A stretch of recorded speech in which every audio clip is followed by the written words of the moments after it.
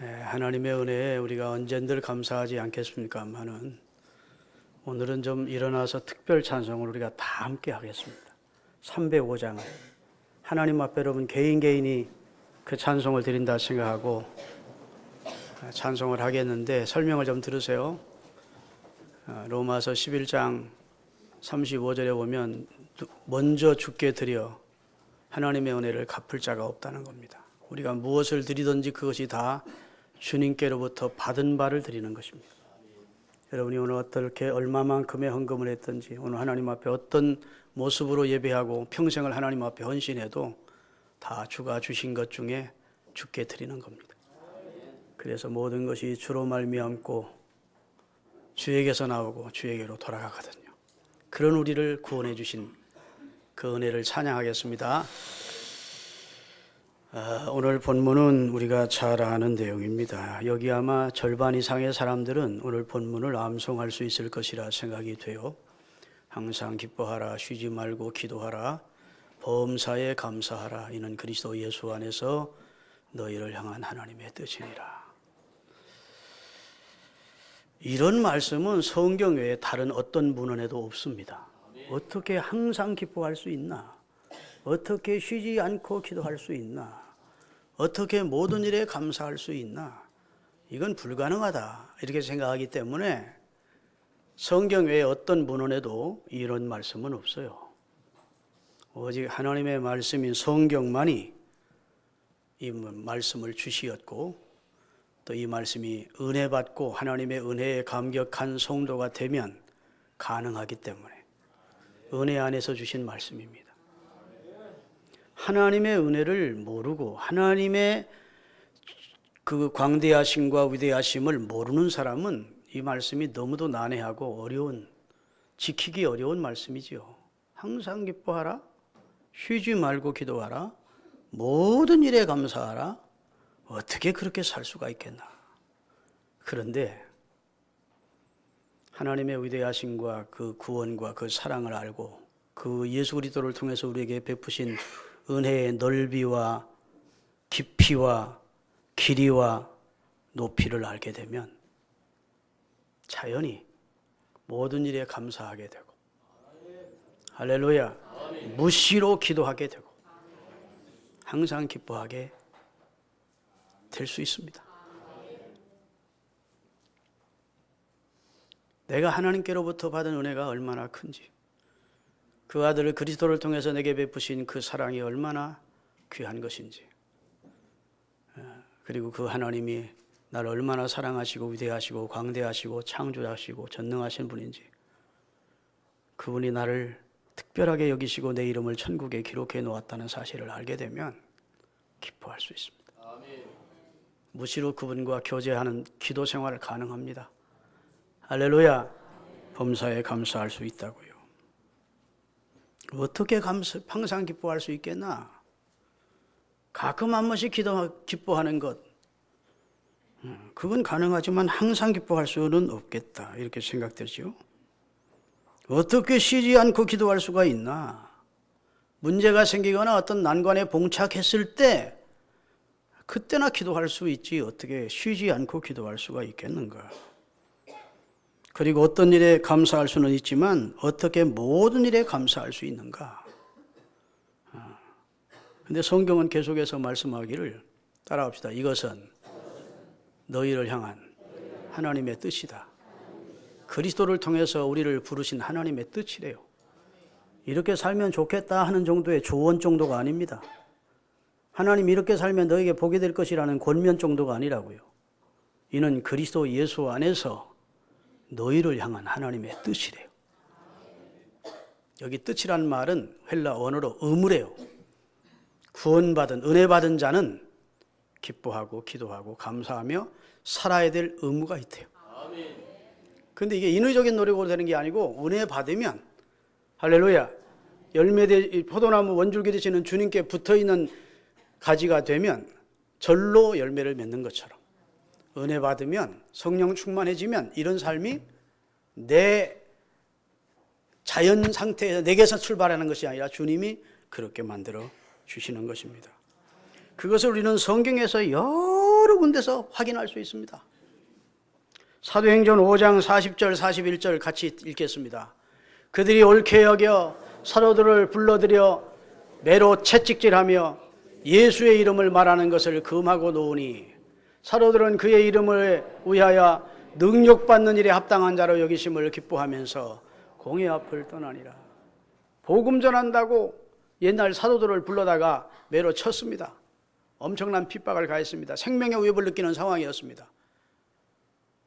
다시는 전도하지 마라, 예수 얘기하지 마라 하고 내놓았는데 저들은 예수 그리스도의 이름을 위하여 능력받는 자가 된 것을, 하나님이 그렇게 그리스도를 위하여 일하다가 핍박받는 자를 만들어주신 것을 기뻐하면서 나왔대. 예수님이 십자가를 지시기 전에 마태복음 5장 10절부터 12절에 보면 이미 말씀을 하셨습니다. 같이 읽겠습니다. 의를 위하여 핍박을 받는 자는 복이 있나니 천국이 그의 것임이라. 나로 말미암아 너희를 욕하고 박해하고 거짓으로 너희를 거스려 모든 악한 말로 너희에게 대항할 때에는 너희에게 뭐가 있어요? 복이 있다. 기뻐하고 즐거워하라. 하늘에서 너희 상이 크미니라. 너희 전에 있던 선지자들도 다 이런 박해를 받으면서도 기뻐했다. 사도행전 16장에 보면 바울과 실라가 빌립보에 가서 귀신 들린 여종 하나를 정상으로 만들어줍니다. 치료해줍니다. 칭찬과 상은 못 받을지라도 관정에 끌려가서 매를 맞고 몸에 상처투성이가 되어서 빌립보 지하 감옥에 갇히게 됩니다. 그때 사도행전 16장에 보면 바울과 실라가 예수 그리스도의 복음 때문에 핍박을 받고 매맞았음을 인하여 따라합시다. 기뻐하며 하나님을 기도하고 찬미하더라는 거예요. 지금 상황은 원망할 수밖에 없는 상황이고 낙담할 수 없는 상황밖에 없는 상황인데, 복음 전하다가 주의 일하다가 매맞았다는 사실, 이 사실을 기뻐하고 하나님을 찬미하더라. 할렐루야. 기도 또한 마찬가지입니다. 이렇게 우리 믿음의 선배들은 어떤 상황에서든지 핍박받으면서도 기뻐했다. 항상 기뻐했다고요. 기도도 마찬가지입니다. 기도가 무엇이냐? 하나님과의 교제입니다. 기도는 주님의 응답을 기다리면서 신령한 영혼의 귀를 기울여 주님의 음성을 듣고자 하는 자세가 기도입니다. 우리의 심령 속에 주님의 뜻이 확실히 나타날 때까지 기다리며 주의 지시를 기다리는 것이 기도입니다. 그러다 보면 하나님의 뜻을 알게 됩니다. 하나님의 뜻을 발견하게 됩니다. 혹은 하나님이 마음의 음성으로 응답해 주십니다. 할렐루야. 고린도서 4장에 보면 사도 바울이 기도하는 중에 낙원으로 이끌려가는 경험을 했다고 고백을 하고 있습니다. 기도하다가 하나님이 그의 영혼을 낙원으로 이끌려 올라가서 셋째 하늘을 체험하게 했다는 것입니다. 다시 말해서 기도하는 가운데 주님의 뜻을 깨닫게도 됐고 신령한 은혜까지 경험하는 이중 축복을 받았다는 내용을 말씀드리고 있습니다. 할렐루야. 어떤 우리가 마음의 소원을 가지고 하나님 앞에 강청하고 간구하고 무시로 기도하면 우리의 소원이 뜨거워졌을 때 하나님이 응답해 주십니다. 하나님은 우리의 말소리를 듣는 분이 아닙니다. 우리의 심령 깊은 곳에 간절함, 곧 뜨거움을 보시는 분입니다. 미사역으로 아름다운 언어를 나열해 놓는데 마음은 뜨겁질 않아. 소원은 강렬하지 않아. 그건 하나님 볼 때 기도가 아니라는 겁니다. 다시 말해서 청산유수 같은 기도를 하는데 성경에 아주 귀한 내용의 글은 다 인용하면서 미사여구를 동원해서 하나님 앞에 기도하는데 간절함이 없어, 뜨거움이 없어. 그건 하나님 볼 때 기도가 아니에요. 아멘. 하나님은 그런 기도 소리를 들으시기보다 기도하는 자의 소원을 보십니다. 그걸 꿰뚫어 보실 수 있는 전능하신 분이시라고요. 제가 늘 설명드리지만 이게 쇳덩어리라고 하십시다. 쇳덩어리는 원래 차디 찹니다. 그렇죠? 쇠는 만져보면 차디 차다고요.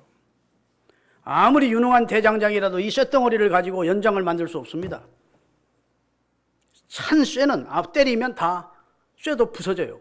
부러지고 떨어져 나갑니다. 그런데 그 대장장이가 자기가 원하는 연장을 만들기 위하여 어디다 집어넣습니까? 풀무불에 집어넣습니다. 그렇죠? 30분, 1시간 후에 불이 이 차디찬 쇠 속으로 다 들어가는 겁니다. 뻘겋게 된다고. 그러면 그걸 집어내서 두드려서 도끼도 만들고 각종 연장을 만드는 거예요. 하나님도 심령이 차디찬데 원하는 소원은 없는데 그냥 교회 와서 청산유수 같은 기도를 해. 하나님은 그 기도에 관심이 없다는 거예요. 우리 마음에 소원을 두고 일하시는 하나님. 강렬한 소원이 있을 때 그 사람이 무식해서 미사여구를 동원하지는 못할지라도 성경에 박식하지 못해서 성경적인 내용의 기도는 아닐지라도 하여튼 뜨거운 마음으로 하나님을 찾는 자에게 상 주시는 하나님이심을 믿고 하나님 앞에 소원을 무시로 기도하면 하나님이 그 기도를 들으신다고. 여러분 마음에 강렬한 소원이 있으십니까? 그 소원을 누구에게로 향해야 됩니까? 그 소원을 가슴에만 품고 있으면 하나님이 역사하지 않습니다. 그 소원을 여러분이 이루어보겠다고 할 때도 하나님은 별 관심이 없습니다. 그 소원을 하나님의 제단에 올려놓고 기도로 올려놓고 하나님 이렇게 해주시기를 바랍니다. 이렇게 할 수 있도록 제게 힘을 주시기를 바랍니다. 제게 지혜를 주시기를 바랍니다. 할렐루야. 이렇게 은혜를 주시기를 바랍니다 라고 뜨거워진 쇳덩어리 같은 내 소원을 하나님의 손에 올려놓을 때 하나님이 그 사람의 기도가 대단히 박식한 기도는 아닐지라도 그 소원을 이루어 주신다고. 아멘. 너희가 간절히 나를 찾으면 만난다. 너는 내게 부르짖으라 내가 내게 응답하겠고 내가 알지 못하는 크고 비밀한 일로 역사해 주겠다고 우리 소원을 먼저 부르신다. 소원 있는 사람은 무시로 기도할 수 있습니다. 늘 안지나서나 자나깨나 하나님 앞에 읊조릴 수 있다고요. 주여 주여 주여. 에베소 6장 18절입니다. 다 같이 읽겠습니다. 모든 기도와 간구를 하되 무엇으로? 무시로라는 시간 정해놓고 하는 기도뿐 아니라 늘 기도하는 무시로 성령 안에서 기도하고 이를 위하여 주께 구하기를 항상 힘쓰며 여러 성도들을 위해서 기하고. 기도와 간구를 하는데 무시로 해요. 무시로 하는 삶이 쉬지 않고 기도하는 삶입니다. 여러분 느헤미야라고 하는 사람이 있었습니다. 포로로 잡혀간 나라의 왕의 술 맡은 관원장이 됐습니다. 왕과 친해졌습니다. 왕은 느헤미야의 인격과 인품과 그리고 그를 좋아했습니다. 그런데 어느 날 느헤미야 얼굴이 초췌해짐을 보았습니다. 느헤미야여, 네가 무슨 병이 있느냐? 무슨 근심거리가 있느냐? 왜 그렇게 얼굴이 초췌해졌느냐? 이렇게 물었습니다. 괜찮습니다, 왕이여. 아니야, 무슨 근심거리가 있는 게 확실하구나. 네가 무엇을 원하는지 내게 이야기를 해라. 근래 일어났던 일을 내게 얘기해. 내가 네 기도를, 네 소원을 들어줄게. 그랬습니다. 그랬더니 이때다 싶은 느헤미야가 하나님 앞에 잠깐 기도를 했대. 자, 느헤미야 2장 4절 5절을 띄우겠습니다. 왕이 내게 이르되 그러면 네가 무엇을 원하느냐 하시기로 내가 곧 하늘의 하나님께 뭐하고 잠깐 늘 마음속에 가지고 소원하던 것들을 있어요. 왜? 자기 나라 이스라엘이 예루살렘이 폐허가 되었고 성전은 무너졌다는 소식을 들었습니다. 그 소식을 듣고 그는 몇 날 며칠을 울었습니다. 그리고 내가 내 고국 땅에 돌아가서 무너진 성읍을 다시 건축하고 하나님의 성전을 짓고 옛날 하나님이 주시던 시온을 이루기를 원했습니다. 그리고 하나님 그런 은총을 제게 해달라고 마음으로 늘 소원하며 기도하고 있었습니다. 그런데 왕이 마침 그 소원을 들어줄 기회가 온 것입니다. 그러니까 느헤미야가 뭐하고 하늘의 하나님께 잠깐 속으로 기도하고 그 다음에 왕에게 이르되 왕이 만일 좋게 여기시고 종이 왕의 목전에서 은혜를 얻어 싸우면 나를 유다 땅 나의 조상들의 묘실이 있는 성읍으로 보내어 그 성을 건축하게 해 주십시오. 들어주십니까? 안 들어주십니까? 하나님 앞에 먼저 기도하고 사람들 앞에 요구를 했을 때 하나님이 들어주시는 거예요. 에스더가 3일을 금식하고 하나님 앞에 기도하고 죽으면 죽으리라고 사람 왕 앞에 나갔을 때 들어주시는 거예요.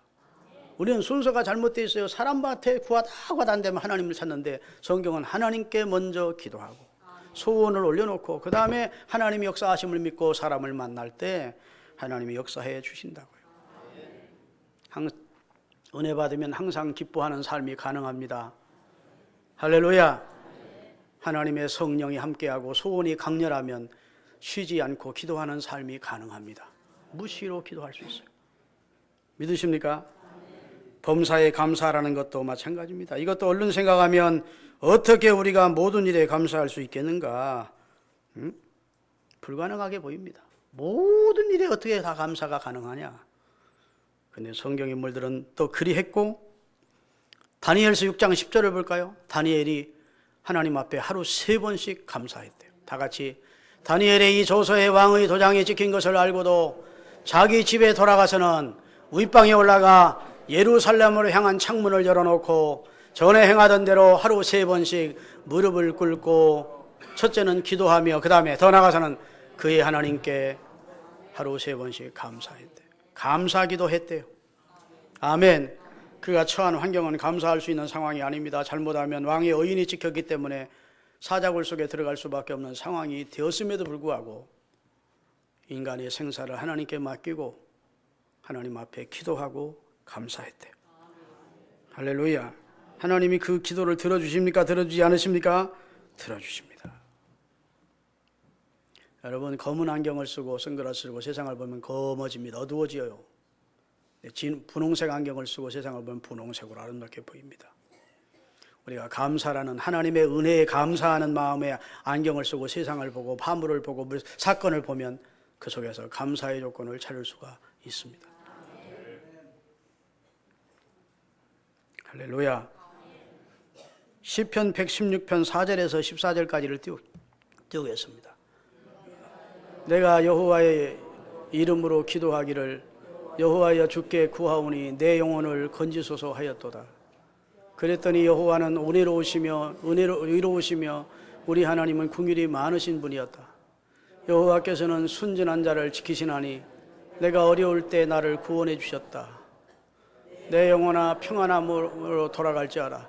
여호와께서는 너를 박대하지 않고 후대하시는 분이다.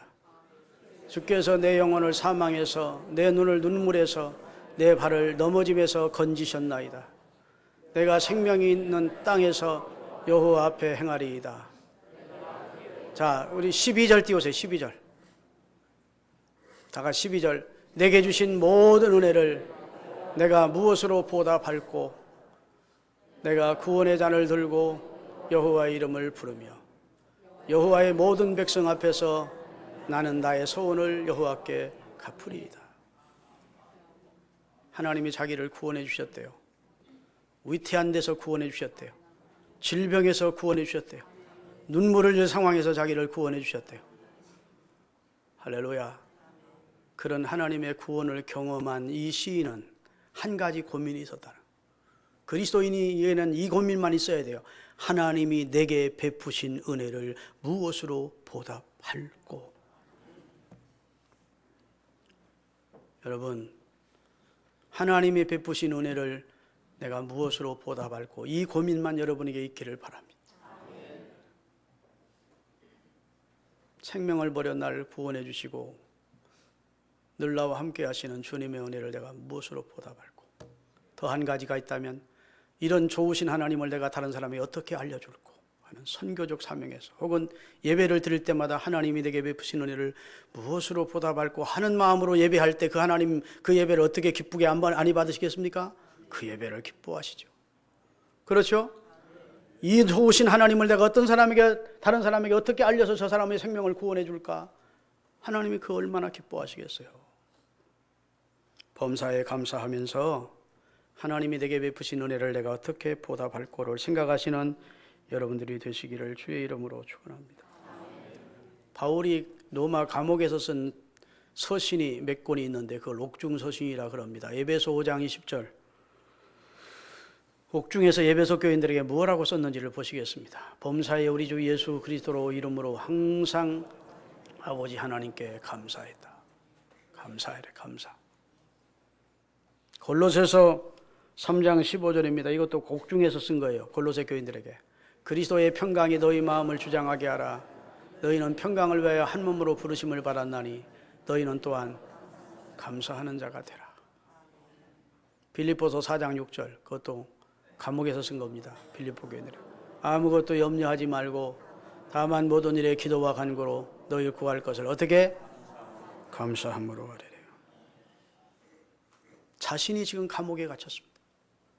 무슨 사기치고 도둑질해서 감옥에 갇힌 거 아니고 복음 전하다가 복음을 거부하는 사람들에 의해서 감옥에 갇힌 상태. 그런데 그는 감사했대요. 내가 도리어 매임이 된 것이 이 매임을 통해서 로마 옥중에 있는 사람들을 전도하는 계기가 됐다는 겁니다. 할렐루야. 복음이 더 확장되는 놀라운 역사가 있었다는 겁니다. 이 매임도, 이 감옥에 갇힘도 하나님의 섭리였다고 그는 알게 됐습니다. 그러면서 감옥 밖에 있는 성도들에게 감사해라, 감사해라, 기뻐해라, 기뻐해라 그러고 있어요.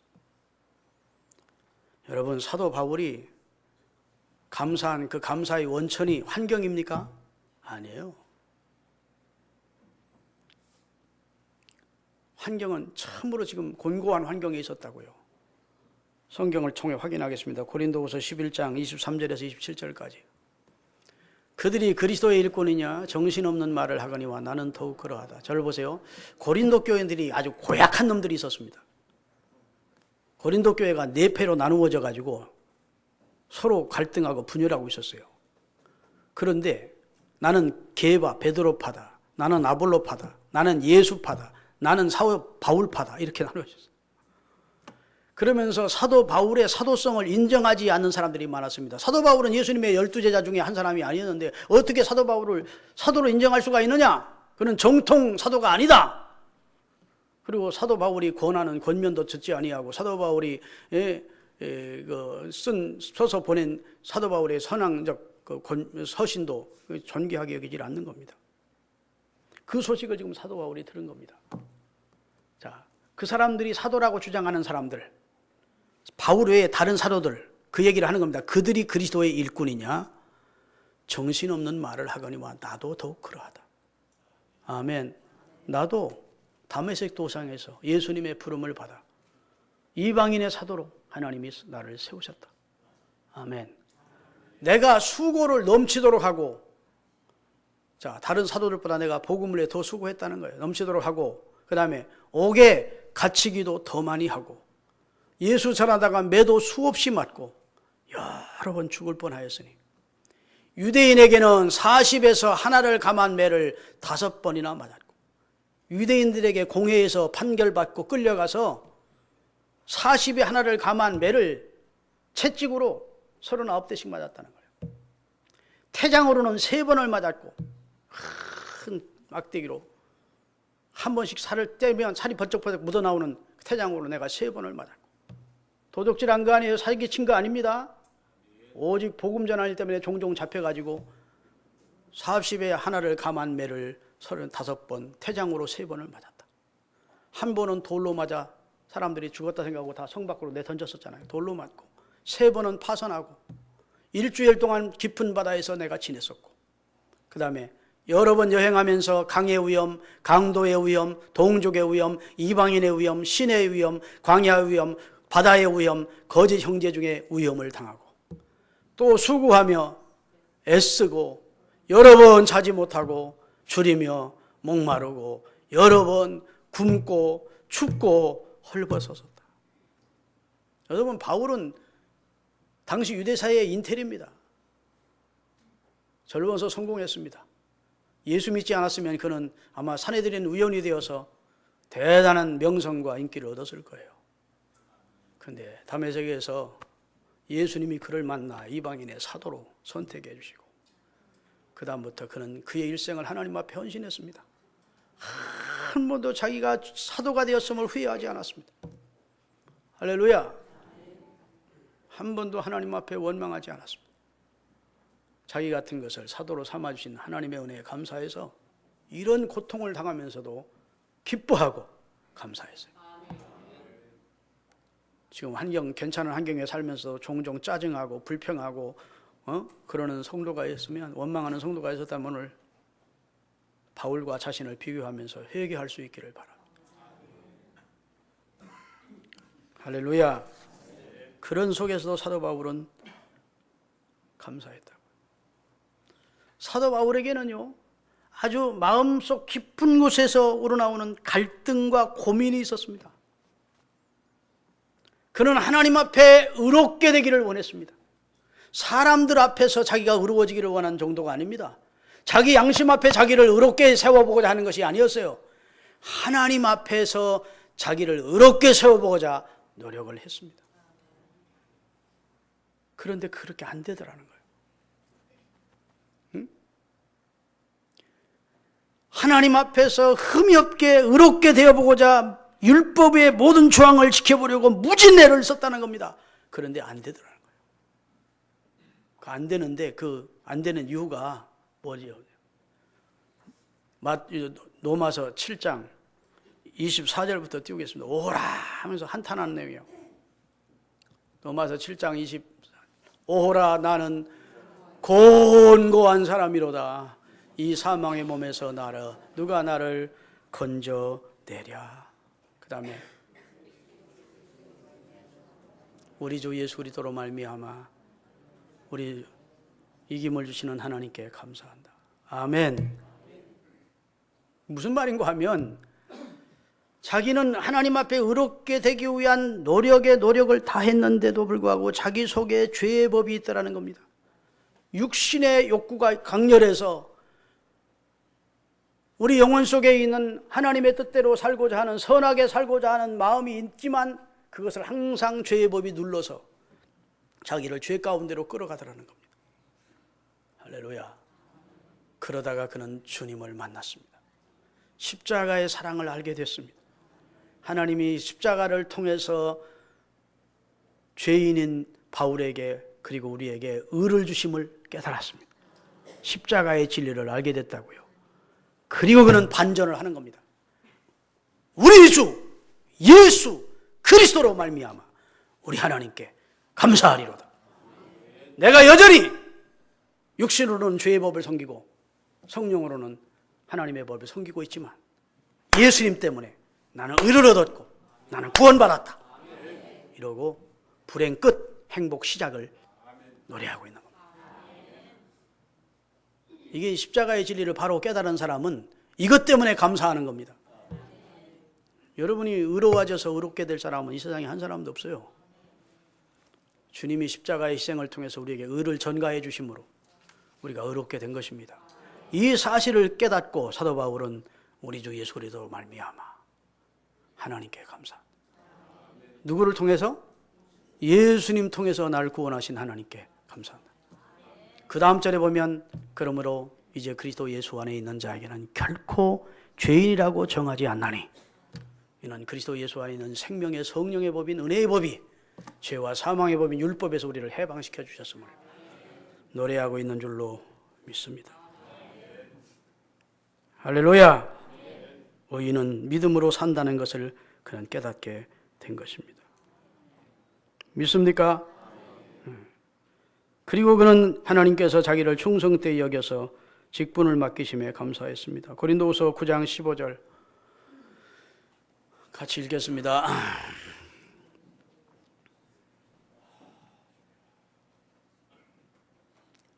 고린도후서 9장 15절 말할 수 없는 그의 은사로 말미암아 하나님께 감사하리로다. 말할 수 없는 그의 은사가 뭘까요? 은사는 하나님의 선물입니다. 말할 수 없는 하나님의 은사가 뭡니까? 그리스도입니다. 하나님이 우리에게 주신 최고의 선물이 그리스도입니다. 말할 수 없는 예수 그리스도를 통해서 우리를 구원하신 하나님께 감사하리도다. 그 얘기예요. 사랑하는 여러분, 예수 그리스도를 통해서 우리를 구원하신 하나님 앞에 범사에 감사하며 살기로 다짐하시기를 바랍니다. 디모데전서 1장 12절 읽고 말씀을 마감하겠습니다. 다 같이. 나를 능하게 하신 그리스도 예수 우리 주께 내가 감사함은 나를 충성되이 여겨 내게 직분을 맡기심이니. 한 차원 더 높은 감사합니다. 용서하시고 구원해 주심을 감사했습니다.